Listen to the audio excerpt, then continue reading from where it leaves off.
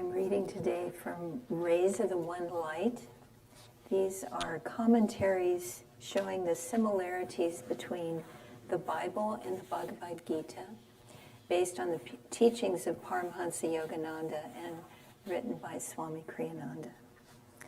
Truth is one and eternal.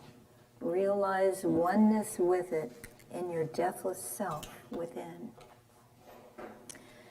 Jesus Christ says in the Gospel of St. John, "All that ever came before me are thieves and robbers, but the sheep did not hear them." Many Christians, not surprisingly, quote this saying in condemnation of other spiritual teachers, not only the Old Testament prophets, but also Buddha, Krishna, and others who lived before Jesus, as well as by inference any of those who came after him. Yet Jesus himself said in Matthew chapter 5, "Think not that I am come to destroy the law or the prophets. I am not come to destroy, but to fulfill." Nowhere do we find Jesus condemning or even gently criticizing other spiritual masters. His criticisms were reserved for worldly attitudes and for those hypocritical Pharisees who had allowed religion to become, for them, a pretense. Yogananda explained that the expression, "all that ever came before me," referred to those spiritual teachers who placed their egos and self-importance ahead of Christ consciousness, in the sense of drawing people's devotion to themselves and not offering it where it alone truly belongs, to God. Yogananda himself was very firm in this regard. For example, he never spoke of anyone as his disciple. Instead, he always insisted, they are God's disciples. God is the guru, not I. Ego is a way station on the soul's journey toward enlightenment. Ego is a way station on the soul's journey toward enlightenment. The soul is first trapped in lower bodily forms. Slowly it evolves to the human level, at which point self-consciousness appears. Only in human form can self-consciousness transcend material form altogether, including the lower identity of ego consciousness, and discover the true divine self within. Self-consciousness manifested as ego is an incentive to deliberate self-development. Later in this process of development, however, the ego becomes an obstruction. Inevitably, new spiritual aspirants do not emerge effortlessly from the vortex of ego consciousness. Desire must be offered up resolutely and ever more wholeheartedly on the altar of infinity. It is a gradual process, and few, even among those who seek to help others, are free of ego. If, however, their motive in teaching is not to serve, but to be served, they deserve a severe reprimand, as Jesus gave them. For their direction of development is no longer upward, but downward. In the name of giving up desires, they are creating new ones, as it says in the Bhagavad Gita. Desire obscures even the wisdom of the wise. Their relentless foe it is, a flame never quenched. Intellect, mind, and the senses, these combined are referred to as the seat of desire. Desire through them deludes and eclipses the discrimination of the embodied soul. O Arjuna, discipline your senses, and having done so, work to destroy desire, annihilator of wisdom and of self-realization. Give God the credit for everything you do. See him as the true doer. Thus, through Holy Scripture, God has spoken to mankind.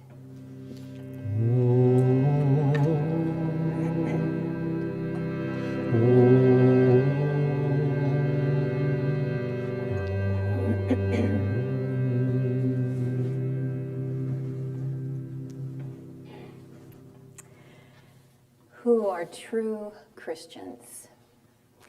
Well, in thinking about this subject today, I remembered in the Bible, someone asked Jesus, what is the greatest commandment?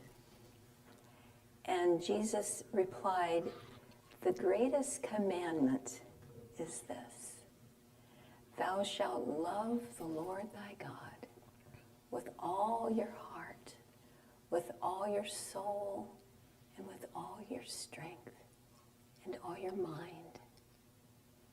That is the greatest commandment.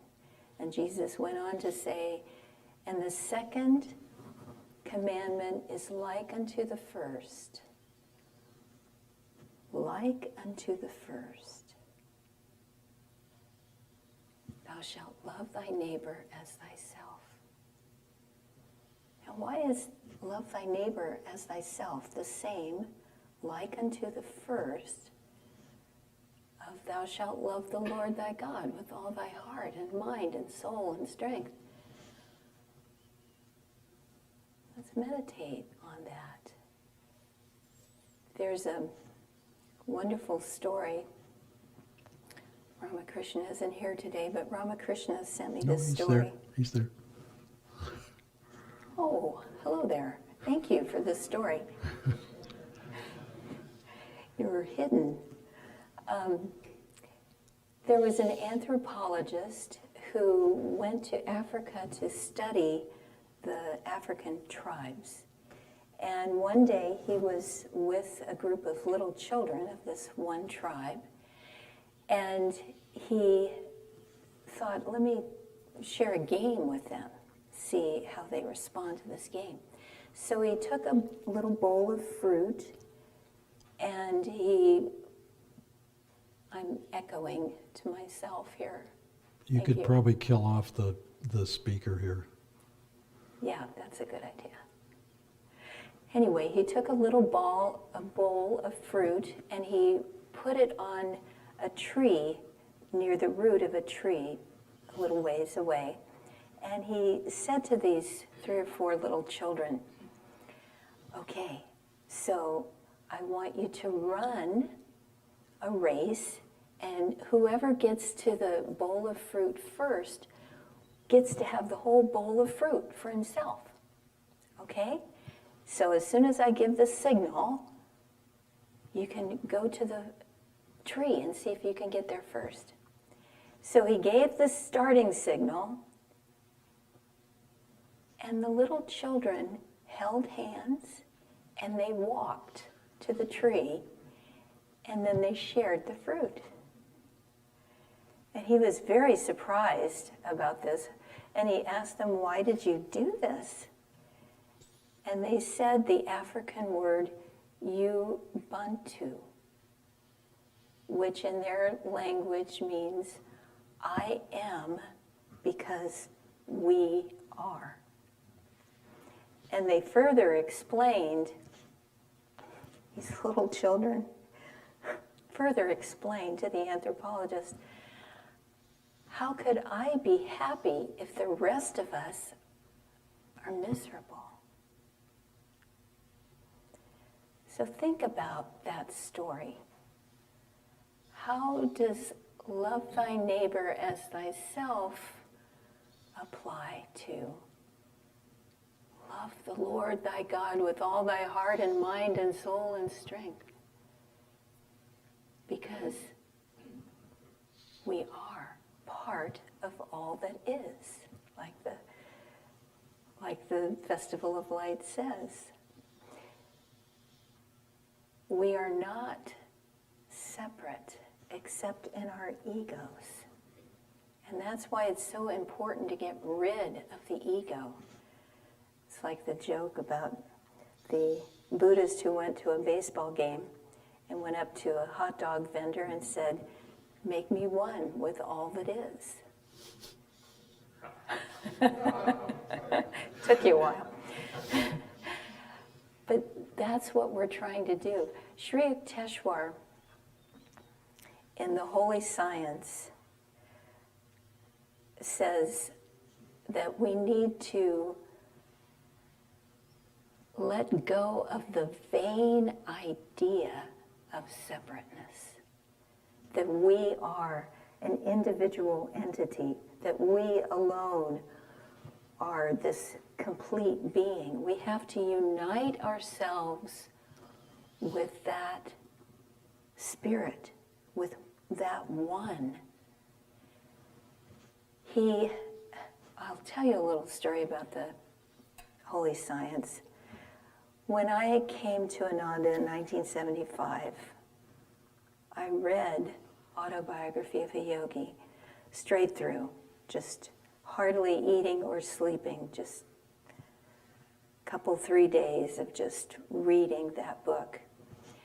And after I got done with that, it was like, okay, what's next? So Sri Yukteswar is Yogananda's guru, and he wrote a book called The Holy Science. So I got that book, and I read it straight through. And I closed it at the end, and I said, I didn't understand a word. What was that about? So every few years, I would take that book up again and read it, or try to read it, try to understand. And recently, last night in fact, I went back to it and I read some things again, which I'll share with you in a moment, but I swear new thoughts were put into that book since last time I read it. We have to keep hearing the scriptures. We have to keep reading and understanding as best we can. And then little by little, it's revealed to us. We can't just read Autobiography of a Yogi once and go, yeah, I read that book. It's over. No, we have to keep drawing from it, and then it will speak to us more and more. Sri Yukteswar was commissioned to write the book, The Holy Science, by Babaji. And it was interesting because as I was reading last night, Babaji said to Sri Yukteswar, I felt the pangs of your heart, Sri Yukteswar. He didn't call him that. That was his name later, Priyanath. I felt the pangs of your heart which is broad enough to encompass all mankind. And that is why I summoned you here.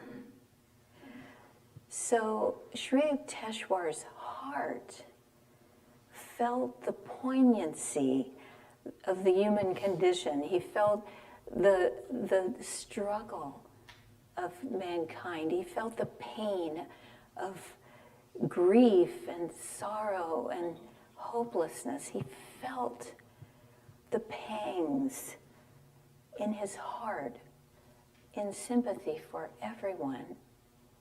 And because of that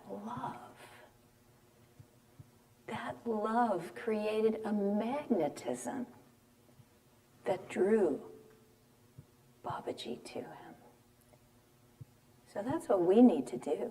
We need to expand our sympathies to include everyone, all the pain that everyone feels. We have to not just feel that, but give love in response to that. That love is why we're here.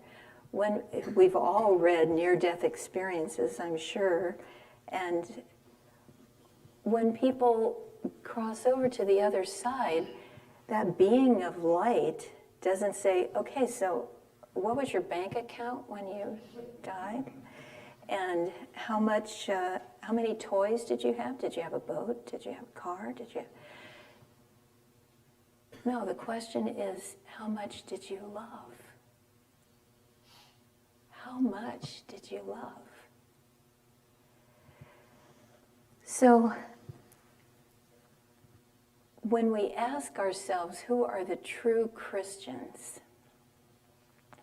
We have to understand that those who love God with their whole hearts, with their whole mind and soul and strength, those are the true Christians of every race and nation, of every time and place. Those are the ones who can be called true Christians. Jesus also, you can almost hear a little hint of exasperation in this story. Swami would always point out that Jesus was a human being. He had a sense of humor. He had these human qualities too, but he was the highest of the highest union with God. He had Christ consciousness. His heart was expanded to embrace everything and everyone in the universe. And so this story has that little hint of, oh, come on. He's saying, why do you say, Lord, Lord, and yet do not do the things that I tell you to do? And then he goes on to tell the story of, if you do the things I say, if you practice the teachings, in other words, if you do the things I say, you are like the man who wanted to build a house, and so he dug down deep until he hit rock, and he made his foundation against the rock of the earth. And then when the floods arose and the waters beat vehemently against the house, it stood unshaken because it had a firm foundation. But Jesus went on, if you hear my words, you come to me, you hear my words, but you don't practice them, you don't do them, then you're like the man who wanted to build a house, and so he just went to a piece of earth and built his house on it. And then when the flood waters came, it washed his house away, and the ruin was very great. So we need to not just hear the words of Jesus and Yogananda and Sri Yukteswar and all the rest, but we need to practice them.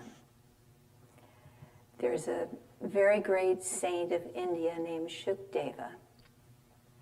And I remember him for his saying this wonderful message: all time is wasted that is not spent seeking God.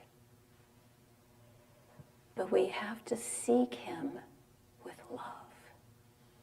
We have to go eagerly to our meditation chair and say, this may be the day, this may be the moment when God comes to me. That eagerness of a lover, not the, okay, I've got 15 minutes, I guess I might as well do some kriyas. Not that kind of energy, but love. Swami, I think one of his greatest teachings was this simple little thought that when you're pulling a nail out of a board, you don't know how long the nail is. It could be very short or it could be very long. You just have to keep pulling. And that's what we need to do. Keep trying, keep loving, and keep expecting God to come at any moment, because he will.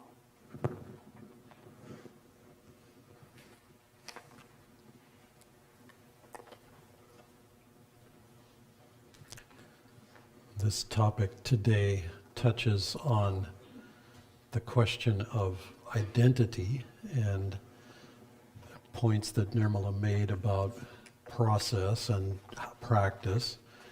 But I wanted to begin with a little story that I think you'll figure out is apocryphal or might even qualify as urban legend. But anyway, it involves Queen Elizabeth, who was invited to the United States fairly early in her time as queen to give a speech at the United Nations. And prior to that, she was given a little tour in New York where she had been before, but was, brought to see various things. And the chauffeur driver asked her at the end of this little tour, was it okay? Did you like what you saw? And she was okay. I mean, she was not terribly excited about it, but she, enjoyed it a little bit. Then she said, what I'd really like to do, I've never driven one of these limousines. Let me drive it. And the guy said, well, you know what? I've never ridden in the back either, so let's switch places. So they did. So she gets in the car, and she drives down the street, and she is so excited and enjoying this. She used to fix vehicles during the Second World War. She was actually a mechanic. She was trained as a mechanic, so that part of it is true. But anyway, she's driving down the street. Well, she runs a red light because she's so excited. Gets pulled over by a cop. And the cop looks and he's like, okay. And he calls his boss and says, boss, we got a problem here. This is some big shots here. And the boss says, well, what are we talking about? An alderman or, somebody on the city council? Or, no, bigger than that. No. And then, well, like what? Somebody in the federal government? No, a senator or something? Bigger? No. Vice president? No, bigger still. First family? No, bigger. President? No, bigger still. What? How could it be bigger than the president? Well, boss, I don't know who this guy is, but he's got the Queen of Elizabeth as his chauffeur.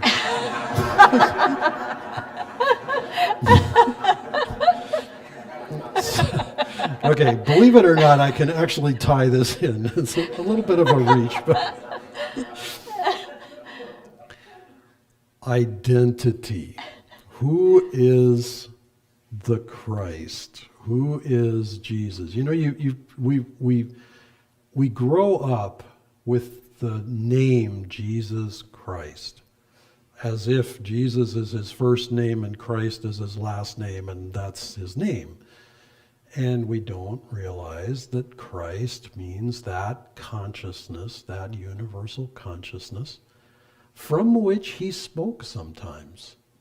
And when he says words like, all who came before me were thieves and robbers, he's speaking from this high level. When he says, and this is taken up in a different reading in the year, I am the way, the truth, and the life. No one comes to the Father but by me.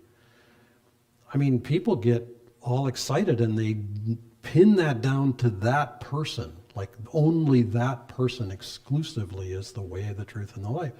He's speaking of the Christ consciousness. But here's the interesting part of this, and this segues back to something Nirmala was saying, which is if you look at his human life, so he grows up as a child, has this miraculous birth, and angels appear and wise men come with gifts, and it's this amazing thing. Then he's growing up in the family of a carpenter and presumably being trained in that trade. Then they travel and they go to the temple in Jerusalem, and he's 12 or 13 years old at this point, which is almost the time of becoming an adult in that tradition. And everybody leaves, a big caravan of people leave to go back to his village, and they're traveling for a couple days, and then somebody figures out that he's not with them. And they turn around and they go back to the temple, and he's in the temple, and he's talking to the elders. as a peer or even as a teacher of them, which is pretty mind-blowing for a kid at that age. And his family is a little bit shocked and outraged, for one thing, that he's there in that way, and for another thing, that he didn't join them. And he very calmly says, why should you be surprised? I'm about my Father's business, my Father's business. And, and so we get, that is the last glimpse of him right then, before he takes up his mission 18 years later. And these 18 years that go by are called, in a certain way of thinking of it, the lost years, the missing years of Christ. And nobody knows, it's not in the Bible, what happened. But there's a tradition in India that he went to India, that he traveled across the world. He was trained in India. And this is a very interesting point, because touching back to what Nirmala was saying, it's about process, it's about practice. And when we think of Christ, and in the tradition that I grew up in, he's perfect from the get-go. There's no such thing as training perfection. It's like, that's it. He arrives full-blown, he's on the scene, he's doing miracles, he's raising the dead, healing the sick, teaching in this amazing way. It's like he presents with no process. And yet, he had to be trained for the job. He came back. It's interesting because Swami pointed out that those 18 years are just absolutely deleted. Nothing got added back in afterwards. There was no, and he was trained as a carpenter and he grew up and he practiced the trade and blah, blah, blah. No, they didn't add anything back. They just deleted it. In fact, the story is that in one of these great church councils, that decision was made. And somebody raised their hand and said, and the idea was, why should it looks weird to have him be trained. We should take that out. He's just perfect. He's the Son of God. Why should he be trained up? And someone raised their hand and said, but if it didn't bother the disciples, why should it bother us 300 years later? No. That got glossed back over, and those words were deleted. Anyway, and Autobiography of a Yogi, Nirmala's talking about this amazing story of Yogananda's life. Well, he jolly well did get trained, and he was an avatar also. But he had to be trained to do this mission in the West. And it was not an easy one. Coming to the West as a young man, English was not his first language. He had to learn this culture. He had to face down prejudice and bigotry. I mean, all of that was part of the job that he had to do to bring these teachings to us. He also had to sort of go through and do a lot of pruning on the, Swami's described Hinduism, from thousands and thousands of years ago. And spirituality, for those of you who've been to India, and we lived there, spirituality just shoots up everywhere. I mean, it's like a fertile ground, and you throw anything at that soil and it starts to grow. I mean, it's just the craziest stuff gets going over there, and it's part of the spiritual tradition eventually. And if it's real, then it has power, and people draw from that power. And if it's not real, then it dies off sooner or later. Well, that tradition is way too broad and vast and bizarre to bring to this country. I mean, it's just like, whoa, that's just way too much. And his mission was not to Indianize or Hinduize Americans. It was to bring the truth of that tradition and show, as Nirmala pointed out, the similarities between the Bible and the Bhagavad Gita, the traditions of East and West. And so when we get this vision of Christ as fully formed and perfect right from the start and never having to learn anything or grow into anything, it's not something we can easily aspire to. And it's one of the reasons why we have to practice. The getting up and putting in your effort. It reminds me of something I learned after I had grown up, and sort of one of these things where you think back and you think, it might have been helpful to have that insight, but nobody around me had that insight. So when I was a child, I was given the message, you're smart and you can do anything.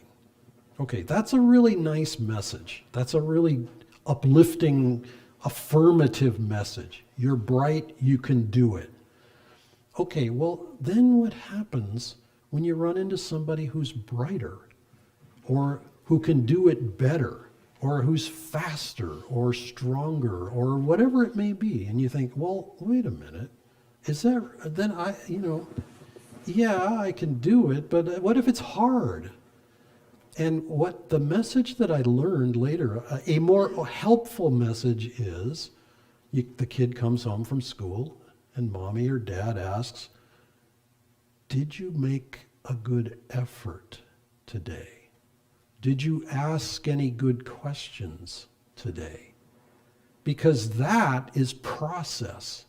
That is how you actually grow. Did you make a good effort? Not were you perfect, not were you flawless, not did you get 100% on the test. Did you make a good effort today? Because all of us can do that. You know, the bar of meditation is not, so high that you have to use a pole vault to get over it. It's just a step, one step. Make that step and results begin to come.